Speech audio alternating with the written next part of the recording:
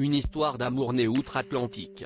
Dans le New York des années 1970, Annie Dupéret et Bernard Giraudot se rencontrent sur le tournage de la pièce La guerre de Troie n'aura pas lieu.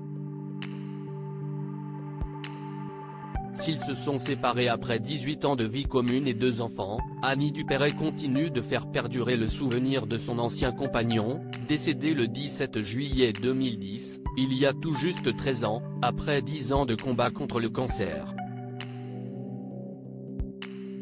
Et pour y arriver, la comédienne, star de la série Grand Hôtel diffusée ce 10 septembre sur TF1, a décidé de garder la propriété limousine qu'elle avait achetée avec Bernard Giraudot. Celle qui a réagi à la polémique sur le Puy du Fou a profité de ses vacances d'été pour retrouver ses petites filles dans ce endroit cher à son cœur. Avec Bernard Giraudot, nous avions acheté une maison dans la Creuse parce que nous n'avions, ni l'un ni l'autre, de maison de famille. Aujourd'hui, c'est un lieu comme nous l'avions imaginé, où tout le monde se rassemble, raconte-t-elle dans les colonnes du magazine Nous Deux. Un lieu qui n'est pas sans lui rappeler quelques expériences professionnelles.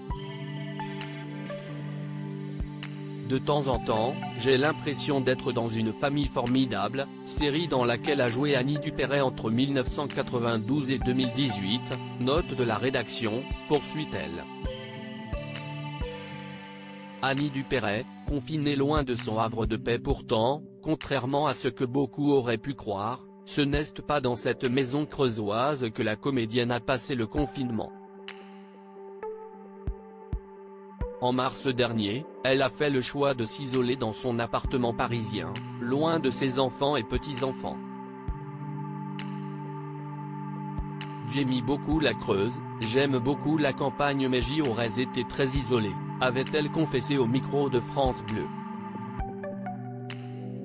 L'actrice avait réussi à rester en contact avec les siens grâce à la visioconférence. Internet est formidable dans ce cas-là. On peut se faire des FaceTime, on peut se voir au moins par écran interposé. Si est vraiment très précieux, avait-elle ajouté. Désormais, si est de visu qu'elle a pu revoir ses proches à la campagne. Crédit Photo, agence.